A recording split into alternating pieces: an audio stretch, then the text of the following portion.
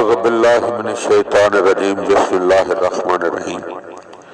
مولا کائنات حضرت امیر المومنین علی ابن ابی طالب علیہ السلام کے مجموعہ کلام نہج البلاغہ کے پہلے باب کے خطبہ نمبر 180 کا دوسرا حصہ۔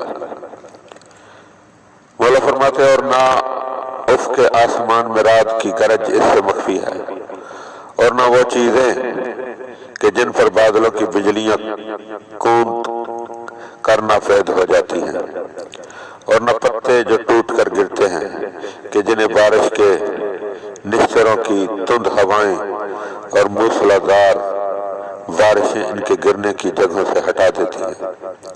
وہ جانتا ہے کہ بارش کے قطرے کہاں گریں گے اور کہاں ٹھہریں گے، اور چھوٹی چونٹیاں کہاں رینگیں گی اور کہاں اپنے کو کھینچ کر لے جائیں گی، اور مچھروں کو کون سی روزی کفایت کرے گی، اور مادہ اپنے پیٹ میں کیا لیے ہوئے ہے۔ تمام حمد اس اللہ کے لیے ہے جو عرش و کرسی، زمین و آسمان اور جن و انس سے پہلے موجود تھا۔ نہ انسانی وہموں سے اسے جانا جا سکتا ہے اور نہ عقل و فہم سے اس کا اندازہ ہو سکتا ہے۔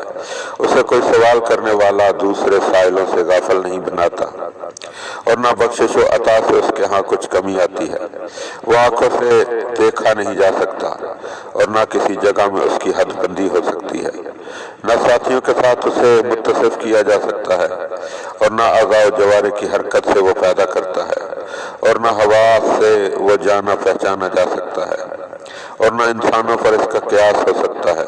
وہ خدا کے جس نے بغیر اعضاء و جوارح اور بغیر گویائی اور بغیر حلق کے کنووں کے ہلائے ہوئے موسیٰ علیہ السلام سے باتیں کی اور انہیں اپنی عظیم نشانیاں دکھلائیں۔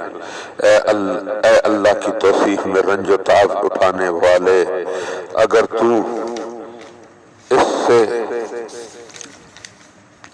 عہدہ برا ہونے میں سچا ہے تو پہلے جبرائیل و میکائیل و مقرب فرشتوں کے لاؤ لشکر کا وصف بیان کر کہ جو پاکیزگی اور طہارت کے حجروں میں اس عالم میں سر جھکائے پڑے ہیں کہ ان کی عقل ششدر اور حیران ہیں کہ وہ اس بہترین خالق کی توصیف کر سکیں۔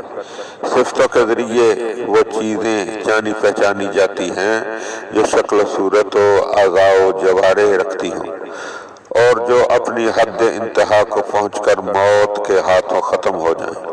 اس اللہ کے علاوہ کوئی معبود نہیں کہ جس نے اپنے نور سے تمام تاریکیوں کو روشن و منور کیا، اور ظلمت سے ہر نور کو تیرا و تار بنا دیا۔ اللہ کے بندوں، میں تمہیں اس اللہ سے ڈرنے کی وصیت کرتا ہوں کہ جس نے تم کو لباس سے ڈھانپا اور ہر طرح کا سامان معیشت تمہارے لیے مہیا کیا۔ اگر کوئی دنیاوی بقا کی بلندیوں پر چڑھنے کا زینہ یا موت کو دور کرنے کا راستہ پا سکتا ہوتا تو سلیمان ابن داؤد علیہ السلام ہوتے کہ جن کے لیے نبوت و انتہائے تقرب کے ساتھ جن و انس کی سلطنت قبضہ میں دے دی گئی تھی۔ لیکن جب وہ اپنا آب و دانہ پورا اور اپنی مدت حیات ختم کر چکے تو فنا کی کمانوں نے انہیں موت کے تیروں کی زد پر رکھ لیا۔ گھر ان سے خالی ہو گئے اور بستیاں اجڑ گئیں اور دوسرے لوگ ان کے وارث ہو گئے۔ تمہارے لیے گزشتہ دوروں کے ہر دور میں عبرتیں ہی عبرتیں ہیں۔ ذرا سوچو تو، کہاں ہیں عمالقہ اور ان کے بیٹے، اور کہاں ہیں فرعون اور ان کی اولادیں، اور کہاں ہیں اصحاب الرس کے شہروں کے باشندے جنہوں نے نبیوں کو قتل کیا، پیغمبروں کے روشن طریقوں کو مٹایا اور ظالموں کے طور طریقوں کو زندہ کیا۔ کہاں ہیں وہ لوگ جو لشکروں کو لے کر بڑے ہزاروں کو شکست دی اور فوجوں کو فراہم کر کے شہروں کو آباد کیا۔